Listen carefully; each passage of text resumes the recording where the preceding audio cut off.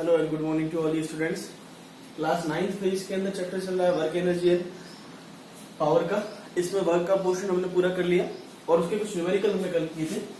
एक वर्क का और एग्जांपल ले लेते हैं, उसके बाद हम आगे और मूव करते हैं एनर्जी की ओर। वर्क के कल हमने कुछ क्वेश्चंस किए थे, एक क्वेश्चन और देखते हैं। A man lifts water from a deep well 25 centimetre 25 meter deep. If the work done by the man is 500 joule, if the work done by the man is 500 joule, तो हम बोले कि एक आदमी है वो कुएं में से पानी निकाला है, वेल में से कितना निकाला है, कितनी हाइट कितनी दे रखी है, डी कितना दे रखा है, यहाँ बोले एस कितना दे रखा है, डी डिस्प्लेसमेंट हमको दे रखा है 25 मीटर, या इसको आप हाइट बोल सकते हैं, ठीक है। और हमको बोला है आगे वर्क डन दे रखा है 500 जूल। हमको बोला है find the volume of the water, find the volume of the water,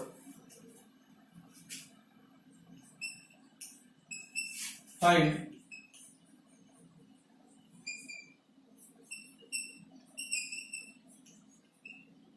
volume of the water. Volume इसका वाटर का वॉल्यूम निकालना है, ठीक है। चलिए इस तरह का क्वेश्चन आपने नहीं किया होगा, ठीक है, हम कर लेते हैं आज। सबसे पहली बात तो ये देखते हैं कि भाई हमको क्या चाहिए, वॉल्यूम किस तरह से निकालें, ठीक है। तो हमारे पास वॉल्यूम का फॉर्मूला तो नहीं है सीधा सा, तो हम देखते हैं वर्क डन के फॉर्मूले से हम वॉल्यूम कैसे फाइंड करेंगे, ठीक है। अब बात है कि भाई कितना वर्क डन हुआ, वर्क डन कैसे हुआ, अगर कोई ऑब्जेक्ट है उसको कितना लिफ्ट किया गया है 25 मीटर डीप, कितना वर्क डन उस पर इतना हुआ। सो हम अगर डब्ल्यू की बात करें और वो अगर ग्रेविटेशन के अपोज में आएगा तो वर्क डन क्या होता है, फोर्स इंटू डिस्प्लेसमेंट, ठीक बात। अब फोर्स इंटू डिस्प्लेसमेंट है और हम बोल रहे हैं भाई फोर्स कौन सा है, जो ग्रेविटेशन का फोर्स लगेगा वो फोर्स है। तो ग्रेविटेशन का फोर्स क्या लगता है, m into ji into D.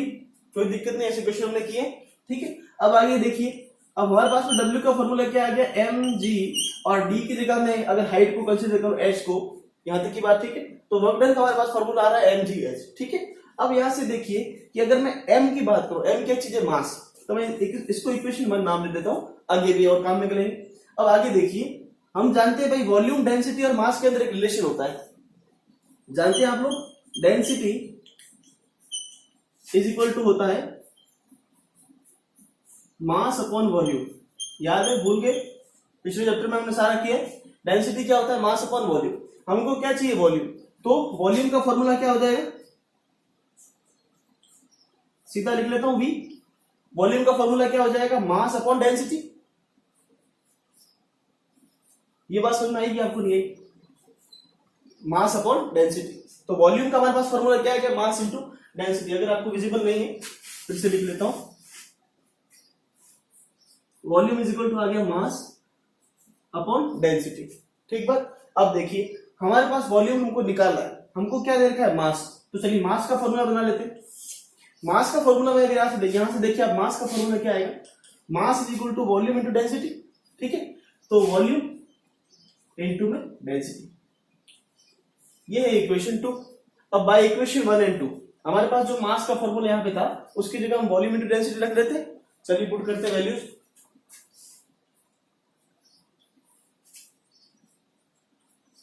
By equation 1 and 2, पहली और दूसरी इक्वेशन से। तो वर्क डन का फॉर्मूला मेरे पास में क्या आएगा, m की जगह में रखा volume into density, and g की जगह g है, h की जगह पहले से h है। अब देखिए हमको वर्क डन पता है, डेंसिटी ऑफ वाटर हम जानते हैं कितनी होती है, हमको याद है, g भी हमको पता है, h भी हमको पता है, तो वॉल्यूम निकल जाएगा।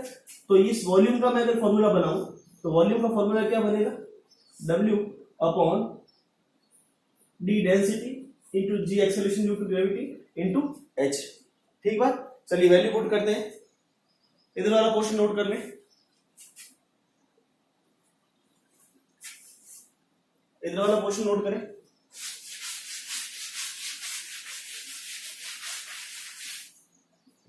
अब देखिए, सो वॉल्यूम हमारे पास में वर्क डन कितना है 500 अपॉन डेंसिटी ऑफ वाटर कितना होता है एमकेएस के अंदर, याद है ना, 1000 kg पर मीटर क्यूब, और सीजीएस के अंदर होता है 1 ग्राम पर सेंटीमीटर क्यूब। हमको एमकेएस के अंदर सारी चीजें दे रखी है तो हम ऐसा ही मतलब एमकेएस के अंदर इसको रखेंगे।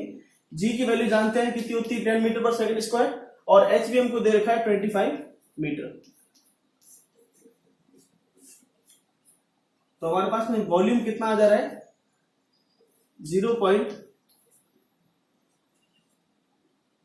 ठीक है मीटर क्यूब। कोई दिक्कत नहीं, नोट कर लो।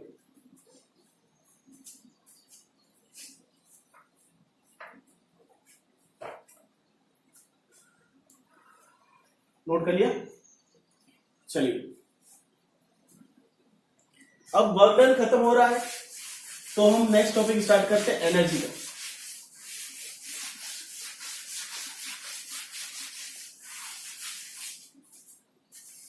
नेक्स्ट टॉपिक हमारा है एनर्जी।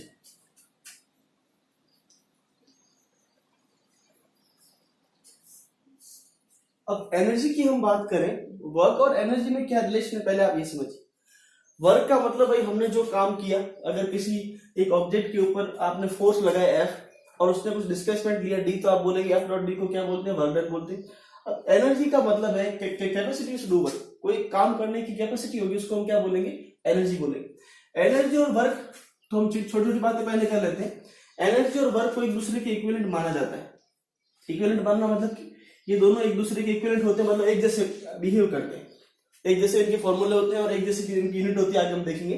ठीक है, तो जैसे वर्क डन की यूनिट क्या होती है, जूल, तो एनर्जी की भी यूनिट क्या होती है, जूल। वर्क और एनर्जी एक दूसरे के सिमिलर होते हैं। ठीक है, इनमें क्या क्या डिफरेंस है आप धीरे धीरे आगे समझेंगे जब हायर क्लासेस में जाएंगे। अभी हम यहाँ पे देखते हैं एनर्जी को किस तरह से डिराइव करें। अब एनर्जी की बात करें तो एनर्जी बहुत तरह की होती है। आपने सुना होगा हीट एनर्जी है, अभी हम पढ़ेंगे कितने तरह की एनर्जी होती है। आपने सुना होगा पोटेंशियल एनर्जी, काइनेटिक एनर्जी, उनको बोलते हैं मैकेनिकल एनर्जी। वो दो मैकेनिकल एनर्जी के पार्ट है। ठीक है, अब मैकेनिकल एनर्जी की जो तरह की होती है, हीट एनर्जी, लाइट एनर्जी, बहुत तरह की एनर्जी आपने सुनी होगी। ठीक है, तो हम यहाँ पे बात करेंगे जो आपके सिलेबस के अंदर है वो है मैकेनिकल एनर्जी।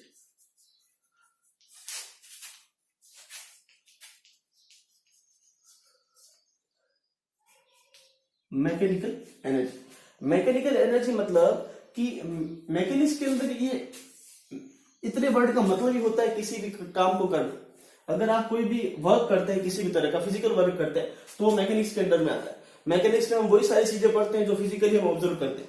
मैकेनिक्स फिजिक्स का वो पोर्शन है जिसके अंदर हम फिजिकली ऑब्जर्व करने वाली चीजों की स्टडी करते हैं। ठीक है, जैसे आप बोले हर तरह के हमने चैप्टर सारे पढ़ लिए। पहला मोशन का पढ़ा, मोशन में हमने क्या पढ़ा, अगर ऑब्जेक्ट मूव कर रहा है, ठीक है, न्यूटन के लॉ वगैरह सबका सब हमने वो पढ़ा जो हम रियल लाइफ के अंदर ऑब्जर्व करते हैं।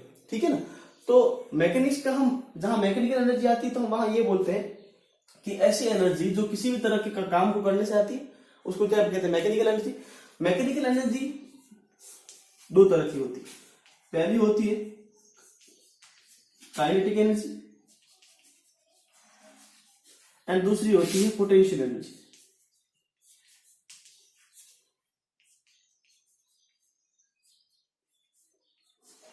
ठीक है, फॉर्मूला अभी के लिए लिख लें, काइनेटिक का फॉर्मूला क्या होता है, अभी हम आगे देखेंगे फॉर्मूला आता कैसे, लेकिन आप लिख लें काइनेटिक एनर्जी का फॉर्मूला होता है half mv², half mass into velocity का स्क्वायर, वॉल्यूम नहीं वेलोसिटी का स्क्वायर। अब एनर्जी किसी भी तरह की हो, सारी एनर्जी की यूनिट क्या होगी, जूल, तो जूल इसकी यूनिट हो जाएगी। तो काइनेटिक एनर्जी का फॉर्मूला होता है हाफ mv²। इसी तरह से पोटेंशियल एनर्जी का फॉर्मूला होता है mgh। अभी हमने पिछले क्वेश्चन में किया था mgh, वही हम बताएंगे कैसे आया mgh, लेकिन अभी के लिए आप इतना नोट कर लें।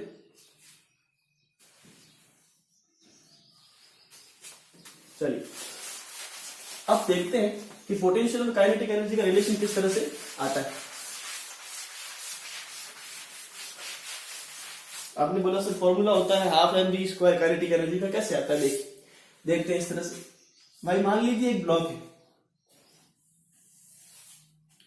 ये ब्लॉक एक सरफेस के ऊपर रखा हुआ है। अभी इनिशियली ये रेस्ट पर है, तो इनिशियल वेलोसिटी कितनी भाई साहब, 0। इसको कुछ हमने फोर्स दिया, कुछ फोर्स दिया तो ये मूव करेगा। ये मूव कितने डिस्टेंस तक करेगा, मान लीजिए हमने एस डिस्टेंस तक ये मूव करेगा, एस डिस्प्लेसमेंट तक ये मूव करेगा। अच्छा,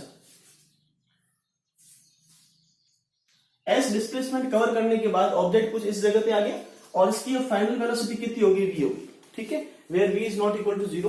पहली बात है वी अभी जीरो नहीं है। अब सोचिए हम कि हमने मैकेनिक्स पूरा पढ़ा, काइनेमेटिक्स की इक्वेशन पढ़ी, वहां से हम इसको निकाल सकते हैं कैसे जा रही है, कैसे चलिए। अब याद कीजिए कि जब इनिशियल वेलोसिटी की बात हो रही है, फाइनल वेलोसिटी की बात हो रही है, डिस्प्लेसमेंट की बात भी हो रही है, कुछ एक्सेलरेशन भी आया होगा, मान लेते ए एक्सेलरेशन आया होगा, ठीक है। तो हम कौन सी इक्वेशन काम में लेते हैं, थर्ड वाली इक्वेशन याद है, v square is equal to u square plus 2as, याद है आपको अच्छी तरह से, ठीक है। अब हमको किसकी वैल्यू निकालनी, हमको a की वैल्यू निकालनी, s की वैल्यू जिसकी भी निकालनी है। पहले तो हम ये बात करते हैं v क्या है यहाँ पर, u क्या है, जीरो, ये तो जीरो है ना भाई सब, क्योंकि इनिशियल वेलोसिटी जीरो है, इनिशियल का स्क्वायर भी क्या होगा, जीरो। सो v स्क्वायर का हमारे पास फॉर्मूला क्या है, 2as, इसको इक्वेशन 1/v के लिए नाम दे देता हूं, ठीक है। अब पहली बात तो ये होगी। दूसरी बात हम ये करते हैं कि हमको निकालना है वर्क डन, ठीक है। वर्क डन से पहले हम निकालते हैं फोर्स, भाई work done is equal to force into displacement. तो अगर हम फोर्स पहले निकाले तो वर्क डन के फॉर्मूले पुट करके डायरेक्ट ऐसे निकालेंगे। चलिए, तो फोर्स का फॉर्मूला क्या होता है, मास इंटू एक्सेलरेशन, कोई तकलीफ नहीं। चलिए, एक्सेलरेशन इंटू मास, ये फोर्स का फॉर्मूला होता है, इसको मैं इक्वेशन 2 नाम दे देता हूं, ठीक है। अब आप देखिए, मैं यहां से एक्सेलरेशन की वैल्यू उठा के इसमें रख लूं, तो देखिए बाय इक्वेशन 1 एंड 2 हम क्या करते हैं, यहां से एक्सेलरेशन की वैल्यू उठा के इसके अंदर रख लेते हैं। एक्सेलरेशन की वैल्यू देखिए क्या आएगी, v square by 2s, a की वैल्यू निकाले तो 2s नीचे आ जाएगा।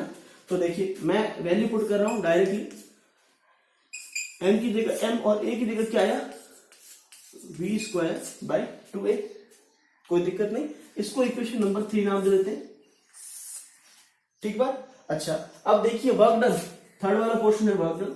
वर्क डन का फॉर्मूला क्या होता है भाई, फोर्स इंटू डिस्प्लेसमेंट, ठीक है। यहां डिस्प्लेसमेंट को हमने क्या माना है, s।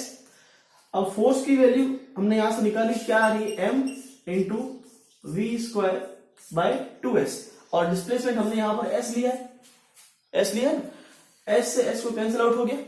तो आप देखिए w इज इक्वल टू क्या आ रहा है, ये 1/2 हाफ पहले ले लूं, इसको अरेंज करके लिखो। तो अब देखिए, अगर एक ऑब्जेक्ट किसी एक वेलोसिटी से दूसरी वेलोसिटी तक की स्पीड अचीव करता है, उसके ऊपर फोर्स अप्लाई करने से, सपोज इनिशियली रेस्ट पे था और फाइनल वेलोसिटी उसकी v हो गई, तो हम बोलते हैं कि यहां से यहां आने में उसके अंदर एक एनर्जी स्टोर हुई, उसके अंदर एक तरह की एनर्जी आई, ठीक है ना। वो एनर्जी किसकी फॉर्म में आती है, वर्क की फॉर्म में आती है। भाई हमने वो वर्क किया, उस वर्क से उसके अंदर एक एनर्जी आई, वो एनर्जी जो आती है उसको बोलते हैं काइनेटिक एनर्जी। सो कोई भी ऑब्जेक्ट जब मोशन के अंदर होता है तो ये डेफिनेट सी बात है कि उसके अंदर एक काइनेटिक एनर्जी जरूर आएगी। पहली बात ये क्लियर, मतलब अगर कोई भी ऑब्जेक्ट जिसके पास वेलोसिटी है तो उस ऑब्जेक्ट के पास काइनेटिक एनर्जी बिल्कुल होगी, हमेशा होगी, ठीक है। तो हाफ m v स्क्वायर लिखने की जरूरत तो नहीं है कि m मास है और v वेलोसिटी है। v वेलोसिटी कौन सी है, अभी के लिए आप फाइनल मान ले। अगर इनिशियल वेलोसिटी भी कुछ होगी, where initial velocity is not equal to zero, same as final velocity, so formula क्या बनेगा वो हम नेक्स्ट पढ़ेंगे वर्क एनर्जी थ्योरम के अंदर, वो भी यही रहेगा। लेकिन हम यहां से बोले, और हमने बोला कि भाई W वर्क डन जो है वो किसके इक्वल है, या किसको माना हमने, काइनेटिक एनर्जी को। हमने बोला कि भाई ये ऑब्जेक्ट यहां से यहां आया वर्क करने से, तो इसके अंदर एक एनर्जी स्टोर हुई, उस एनर्जी को हमने क्या बोला, kinetic energy, which is equal to work done, and this is half mv square. बोली बात समझ में आ गई आप लोगों को, ठीक है, नोट कर ले। ये फॉर्मूला बहुत अच्छा याद रखेंगे हमेशा, सीधा आपको वर्क डन पूछा जाए या फिर काइनेटिक एनर्जी पूछी जाए तो आप सीधा ये फॉर्मूला अप्लाई करेंगे। मास दे रखा होगा, वेलोसिटी दे रखी होगी, आपको डायरेक्ट वैल्यू पुट करके आंसर निकालना है। अच्छा, और क्वेश्चन कैसा बनता है, आपको वेलोसिटी पूछेगा, काइनेटिक एनर्जी दे रखा होगा, मास दे रखा होगा, छोटी मोटी चीजें हम लोग कर लेंगे अभी, पहले इसको नोट कर ले।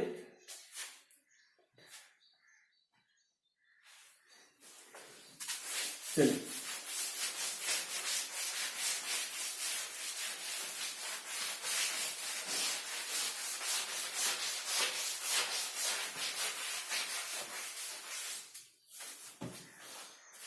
सेकेंड एनर्जी हमारे पास में है पोटेंशियल एनर्जी।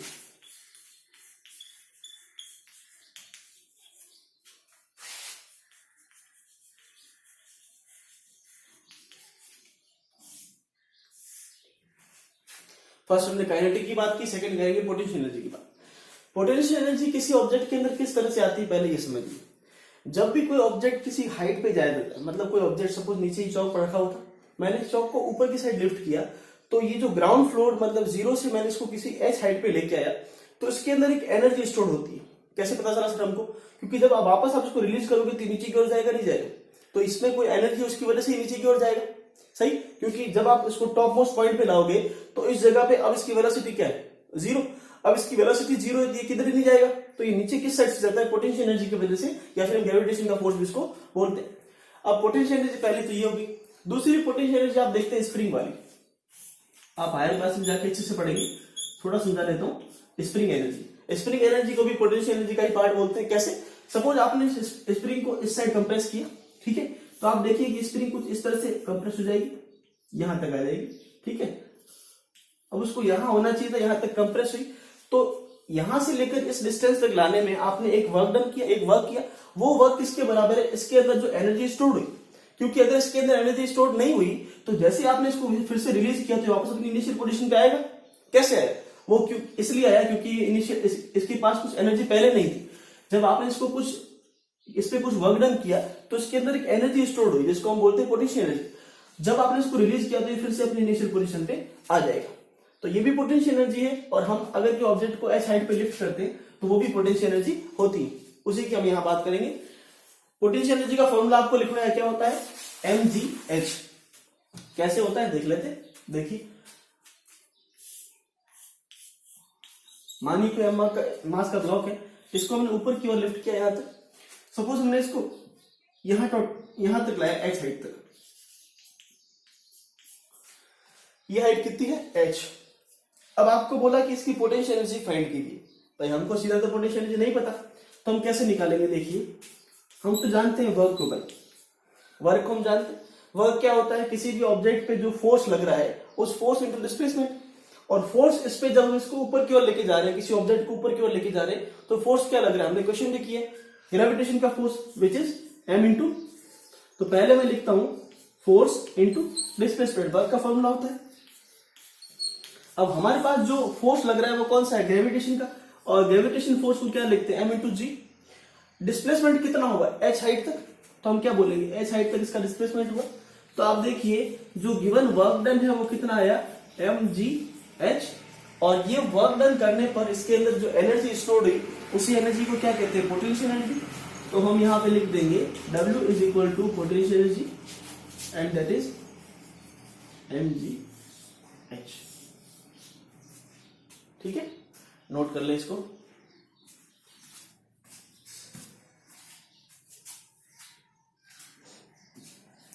तो हमारे पास में काइनेटिक एनर्जी और पोटेंशियल एनर्जी का फॉर्मूला आ चुका है। इस पे बेस्ड न्यूमेरिकल और वर्क एनर्जी थ्योरम हम अगले लेक्चर में करेंगे। ये फॉर्मूले और डेरिवेशन आप अच्छे से याद करें, कभी कभी एग्जाम में पूछा जाता है। और हमको पता भी होना चाहिए कि ये mgh कहां से आता है और हाफ mv स्क्वायर कहां से आता है। ठीक है, थैंक यू।